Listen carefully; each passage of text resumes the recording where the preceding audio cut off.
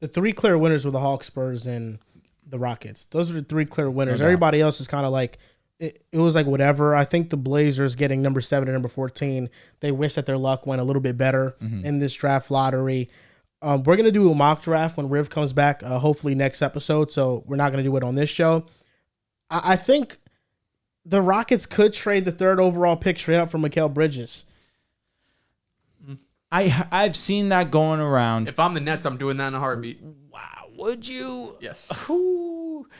For Stephon Castle, maybe I think about that. What other For Ron Holland, I think about. Okay. Realistically, what other package you can get out there from Mikal Bridges where I'd rather have that? I mean, you got offered 3 firsts. Yeah, but this is the 3rd overall pick.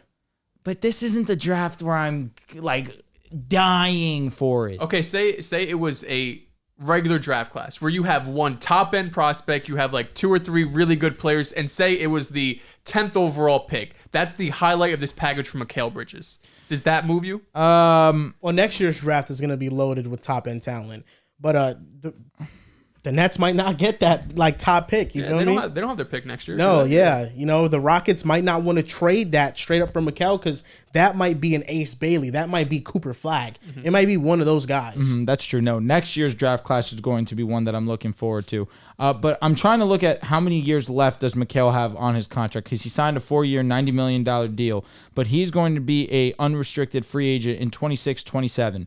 So going in, he has 2 more years left playing on this contract. That's good. That is pretty solid. That's a great deal. That's less than 20 a year for Yeah. him. Oh, no, excuse me. That's 22 a year. Yeah, and it for fills him. the need. I think for the Rockets, your goal is not to bring in another young prospect because you have so many of them. Your goal is to bring in a veteran presence, and someone who can Mikal, is essentially just a way better version and an upgrade over Dylan Brooks. But now let me ask this, and I'm not just saying this to feed into the hype. In 2 years from now, if you are the Rockets and you do trade the number 3 overall pick for Mikal, and he walks to New York, what are you doing? Right? Do you feel great about that? You just traded away the 1-3. I lost 2 years of a player that I could have had, of course, looking at the rookie contracts, whether it's the 4, and of course you get the bird rights, you get the extension, the rookie extension, you get all those rights when you do draft the player.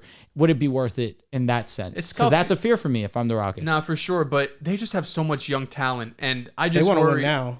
That's one. I also just worry if you take Is another Mikal player the needle 3, mover to do that? Mikal is a needle mover enough for them to be in a playoff. I believe he is a needle mover.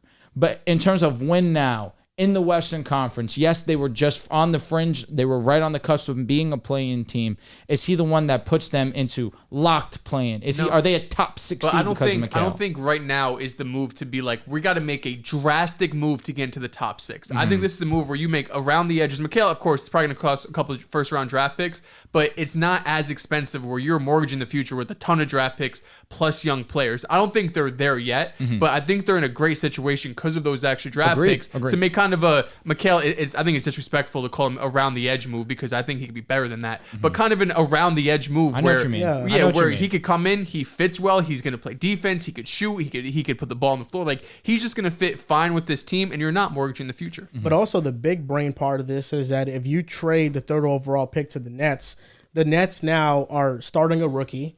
They get worse without Mikal, and you have the Nets picks. You have the next picks. That's true. And the worse they are, the better it is for you. And you got Mikal in the process. So I think but that's another reason if I'm the Nets, do I want to make myself worse in that case? And the team that I just traded a player to, now I'm giving them an even better chance to have a great draft pick. That's tough. It just depends on how much you love But the thing is, player. You don't have that draft pick either way. Yeah. You know what I mean? No matter what move you make, unless you're getting that pick back, you're not going to have it. So you just got to do what's best for your team in the moment. See, if I'm the Nets there, that's kind of my thinking. I will trade you Mikal Bridges. I need this 1-3. I need my pick back next year. Give me some time to at least facilitate any type of team that I can make competitive so that we're not giving you the best draft picks possible. I think the Hawks, of course they won because they got the 1st overall pick. By the way, a little bit trivia for you guys. Let's hear it. The Atlanta Hawks' 5th lowest odds by a team to win the number 1 overall pick since 1985. Can you name the other 4 teams? Tell us. The Pels are the. I'll tell you the 4. I'll tell you the year, and then you can guess it. Okay, that's fair. The lowest odds was in 1993. This team had a 1.5% chance at the 1st overall pick. No. 1993. that Philadelphia? Nope. Yeah, I have no clue, brother. 1993. I'm trying to think who was terrible then. Do you want me to give you the team name, percentage, and the year, and then you just guess the player? Oh, you're saying who went number 1 in 1993? Yes. I mean, I wouldn't know either way, so whatever you want to do. All right. Okay.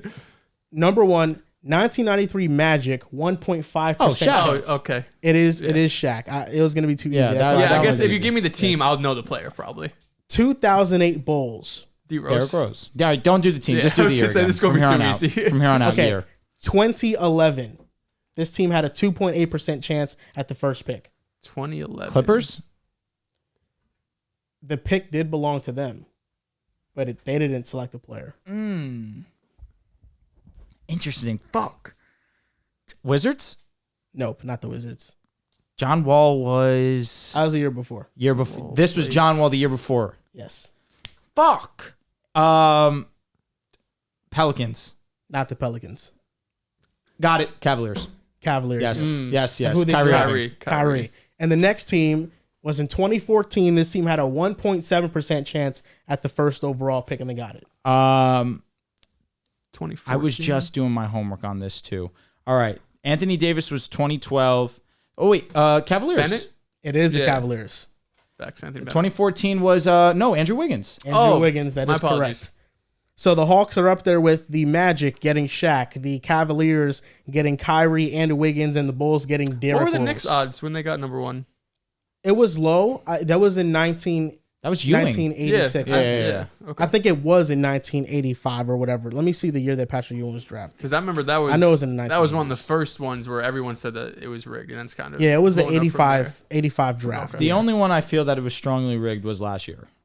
For Wemby Yes. to the Spurs. That was so obvious. The thing is, I felt like no one was even talking about Wemby going to the Spurs before it happened, and then it happened. Everyone's like, "Shit's rigged." Well, when they were doing the draft lottery, I remember we were on a Bleacher Report stream, and they're talking about, hey, what if he goes to the Spurs? David Robinson, Tim Duncan, this is the heir apparent. It's just the 3 number 1 big men.